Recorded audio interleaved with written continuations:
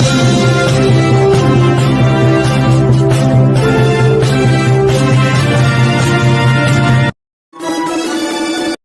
16, 2025న ఉస్మానియా యూనివర్సిటీలోని విద్యార్థులు స్కాలర్స్ కలిసి పెట్టిన కగారు వ్యతిరేక ర్యాలీలో ఆజాద్ స్కాలర్స్ మాట్లాడుతూ ఉస్మానియా విద్యార్థులుగా ఈ సంఘటన పైన మనం మాట్లాడకపోతే మన గొంతును మనం కోసుకున్నట్టే అవుతుందని, ఉస్మానియా చారిత్రక పోరాటాల చరిత్రను చంపేసినట్టే అని మాట్లాడారు. ఈ సందర్భంగా ఎంఎఫ్ గోపినాథ్ గారు మాట్లాడుతూ ఏదైతే చెప్పిండో ఈ దేశంలో భూమి సమస్య, కులం సమస్య, అదేవిధంగా మౌలిక సదుపాయాలు, కూడు గుడ్డ, నీరు, ఇలాంటి సమస్యలు, జాతుల సమస్య, జెండర్ వివక్ష, ఈ సమస్యలను ప్రభుత్వాలు పరిష్కరించలేదు. ప్రభుత్వాలు సమస్యలు పరిష్కరించలేదు కాబట్టే మేమంతా ఈ రోజు విప్లవకారులుగా మారాము అనేటువంటి విషయం స్పష్టంగా చెప్పాడు. అదే విషయాన్ని సాయి స్పష్టంగా చెప్తూ ఒక సజెషన్ చేసాడు. గ్రామాల కూడా మనం కగారు ఆపాలని చెప్పేసి మనం చెట్టు కిందలో, ఛాయ్ కొట్టుకాడలో, నలుగురు కలిసే కాదు కాలేజీలో, స్కూల్లో ఈ ప్రచారాన్ని ముందు తీసుకోవాలని చెప్పేసి సార్ తెలియజేసాడు. సార్ ధన్యవాదాలు.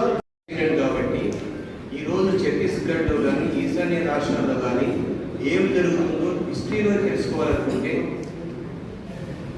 యూరోపియన్స్ అమెరికాలో ఉన్నటువంటి రెడ్ ఇండియన్స్ ఏ విధంగా సంహరించారు అనేటువంటి ఒక పుస్తకం ఉంది.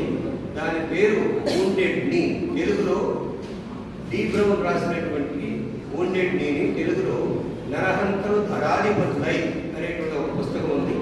దానికి దీనికి చదువుతూ ఉంటే ఛత్తీస్గఢ్ జరుగుతున్నటువంటి ఈశాన్య భారతంలో జరుగుతున్న విషయాలకి చాలా పోలిక ఉంది. దాన్ని కూడా మీరు రీసెర్చ్ స్కాలర్స్ చదవండి అని చెప్పేసి మీకు విజ్ఞప్తి చేస్తున్నాను.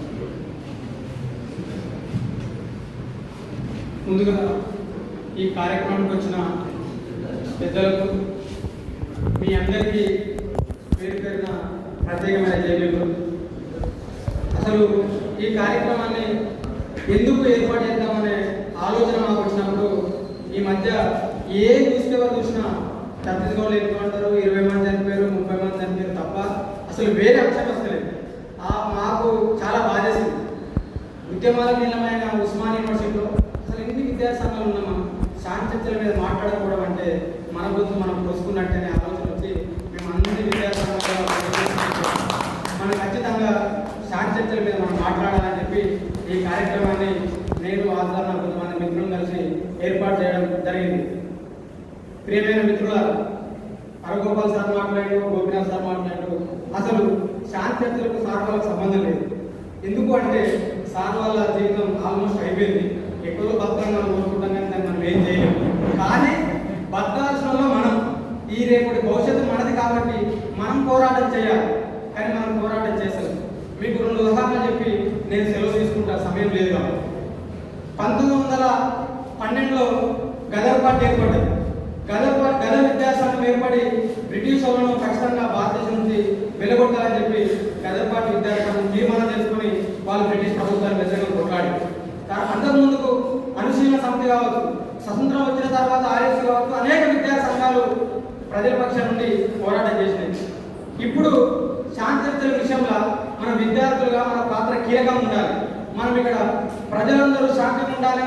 ఏకపక్షంగా దాడులు జరుగుతున్న మోస్ట్ పార్టీ మీద మనం ప్రభుత్వం మీద ఒత్తిడి తీసుకురావడం, మనం ఇక్కడ మీటింగ్ పెట్టుకుంటే శాంతికి వ్యతిరేకంగా ఏబీ విద్యాసంఘం బయట ర్యాలీ చేస్తుంది.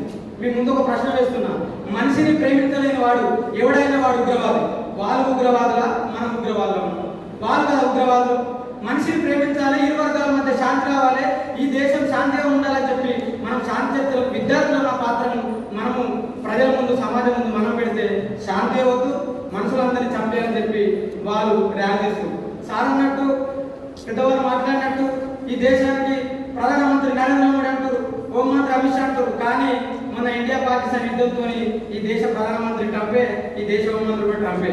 నరేంద్ర మోడీ అమిత్ షా వాళ్ళ చేతిలో పవర్ ఉందని నేనైతే అనుకోలేను. అందుకే అరుంధతి ఒక మాట ఉంటుంది, ఈ దేశం నడిచే పార్టీలన్నీ కంపెనీల పార్టీలు అని, ప్రజల పార్టీలు కాదని చెప్పింది. కాబట్టి ఈ దేశంలో ప్రజల పార్టీ ఉందంటే అది ఒక మావోయిస్ట్ పార్టీ.